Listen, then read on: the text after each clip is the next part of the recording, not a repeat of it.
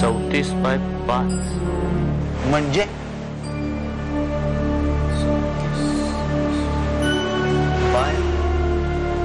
याचाच अर्थ आपल्याला शोधायचा असतो. काय असेल अर्थ?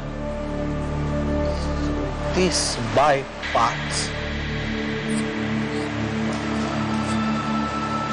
आजोबा, आपल्याला बाकीचे सगळे क्ल्यूज त्याचा अर्थ गीतेत सापडला. कशावरून याचा अर्थ आपल्याला गीतेत नाही सापडला? खरंय तुझं. माझ्या कपाटात ठेवली आहे गीता. विष्णूला सांग ती आणून द्यायला. विष्णू काका कशाला? मी जाऊन बघतो. वरच्या फळीत आहे. हा. थेंड निघाली तिची.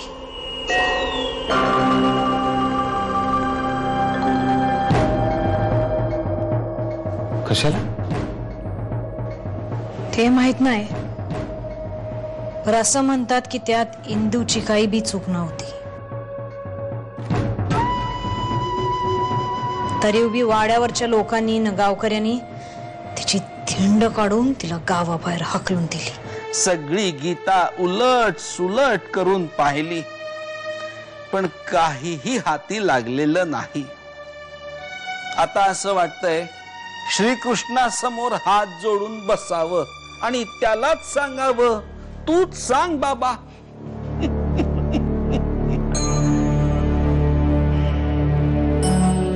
आजोबा,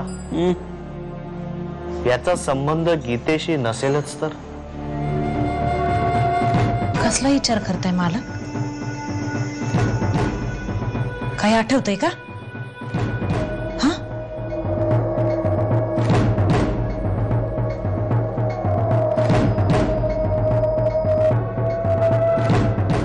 पुढे काय झालं? तिचा अपमान, मानहानी सहन करू शकली नाही म्हणून जीव दिला तिनं. 34/5. बाकी जवळपास कुठलाच क्लू नाहीये? नाही, काहीच नाही. आश्चर्य आहे. म्हणजे गीतेसंबंधी क्लू धरला तर त्याला एखादा सपोर्टिव्ह क्लू महादेव शास्त्रींनी द्यायला हवा होता. हो, पण नाही येतो. म्हणजे मला नाही वाटत की याचा संबंध पुन्हा गीतेशी असेल. उलट मला असं वाटतं की त्याचा संबंध गीतेशीच असावा, पण आपल्याला तो लावता येत नसावा. आधी कोडं अवघड असतं, पण ते सोडवावं लागतं. आधीची जशी सोडवली तशी हेही सोडवू, आणि मला खात्री आहे ते मी नाही, तूच सोडू शकशील. त्या दिवशी घरात कोणीच नव्हतं. पार्वती वैद्यबुवांकडून आली होती महादेवांसाठी एक गोड बातमी घेऊन. पण ती बातमी त्यांच्यापर्यंत पोहोचवण्यासाठी तिने त्यांच्यासारखंच कोडं घालायचं ठरवलं.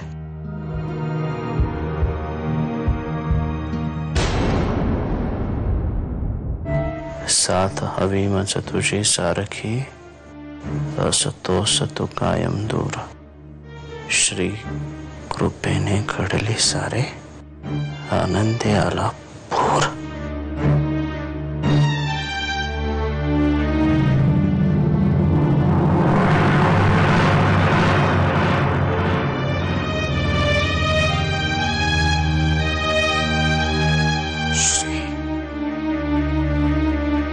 म्हणजे श्रीरंगा.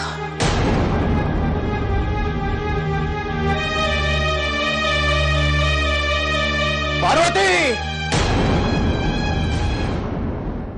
माझी खरंच काही चूक नाहीये. मला ऐकून तरी घ्या.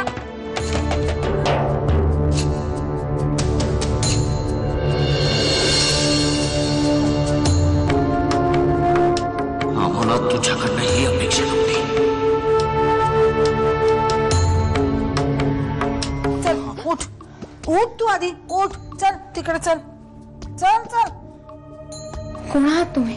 हे बघ, हे बघ, मी हे बघ, मी कुसुम आत्या. कोण कुसुम आत्या? मी नाही ओळखत तुम्हाला. आणि मी इथे कशी आले सांगा ना. अगं शुभ्रा,